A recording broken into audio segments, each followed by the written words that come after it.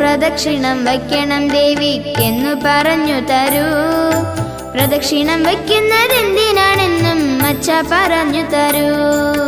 ദേവിയിരിക്കുന്ന ക്ഷേത്രത്തിലൊക്കെ 4 പ്രദക്ഷിണങ്ങൾ ഭക്തി പുരസരം വെക്കേണ്ടതാണെന്നു നീ അറിഞ്ഞിടേണം.